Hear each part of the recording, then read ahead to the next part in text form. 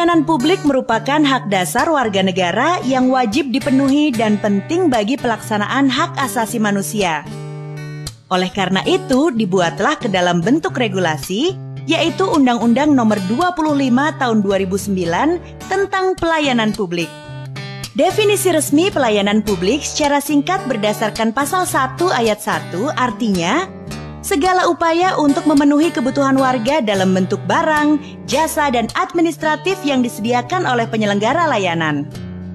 Ada 3 aktor dalam undang-undang ini. Pertama, penyelenggara, yaitu setiap institusi penyelenggara negara, korporasi, dan lembaga independen yang dibentuk untuk kegiatan pelayanan publik. Kedua, pelaksana, yaitu orang-orang yang bekerja untuk pihak penyelenggara itu. Jadi, pelaksana adalah yang berinteraksi langsung dan bertugas melayani masyarakat. Nah, ketiga yaitu masyarakat yang menerima manfaat layanan publik. Nah, penyelenggara inilah yang wajib menyediakan segala jenis layanan publik. Tapi sebenarnya siapa sajakah penyelenggara itu? Contoh penyelenggara adalah kantor-kantor dinas dan pelayanan seperti kepolisian atau kantor pajak. Tapi jangan lupa, institusi swasta dengan misi dan aktivitas dalam memberikan pelayanan seperti rumah sakit, bank, dan bahkan maskapai penerbangan juga digolongkan sebagai penyelenggara.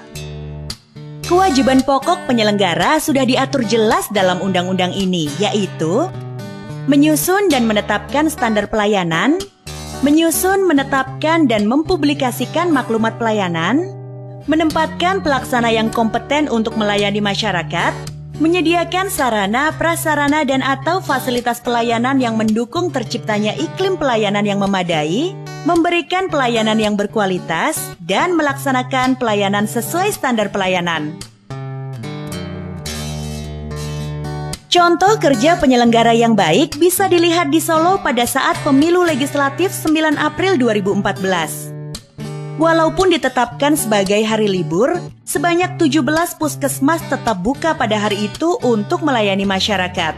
Artinya, kekhawatiran bahwa akses masyarakat atas layanan kesehatan terhalangi karena adanya libur pemilu tidak terjawab. Undang-undang ini juga mewajibkan penyediaan pelayanan khusus bagi kelompok rentan, seperti penyandang disabilitas, lanjut usia, wanita hamil dan anak-anak, korban bencana alam, dan juga bencana sosial. Contohnya penyediaan huruf braille pada papan penunjuk di tempat pelayanan publik bagi tunanetra. Hal seperti itu memang sudah selayaknya dikerjakan oleh pihak penyelenggara. Bukankah fasilitas umum diperuntukkan bagi seluruh lapisan masyarakat?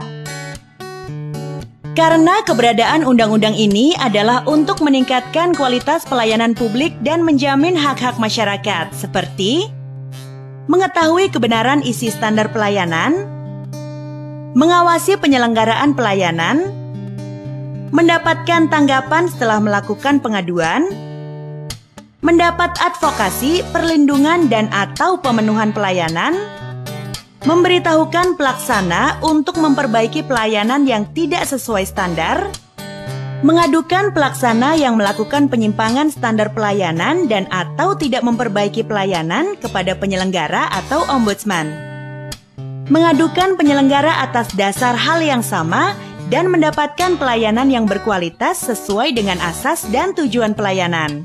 Selama ini, sebelum adanya Undang-Undang Pelayanan Publik, hak masyarakat belum diatur secara khusus. Tetapi, walaupun sekarang sudah, masih banyak kekurangan yang tercermin dari pelaksanaan sehari-harinya. Kerja penyelenggara yang harusnya mengacu pada prinsip persamaan perlakuan masih terlihat diskriminatif, terutama terhadap kelompok rentan dan berkebutuhan khusus. Tidak perlu jauh-jauh melihat contohnya, trotoar misalnya. Apakah sudah dapat diakses dengan mudah oleh seluruh masyarakat? Belum kan? Penyandang disabilitas masih belum dapat menikmati trotoar secara nyaman.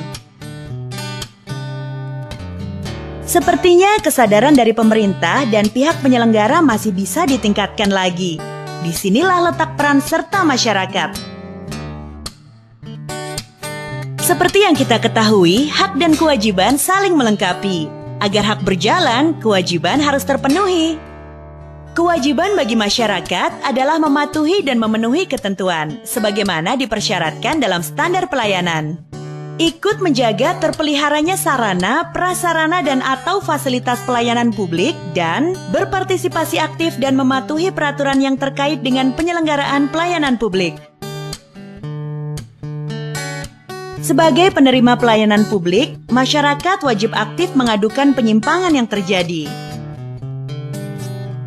Ingatkan kewajiban-kewajiban yang harus dijalankan oleh penyelenggara. Masyarakat punya tugas memastikan segala kewajiban itu benar-benar dijalankan di lapangan.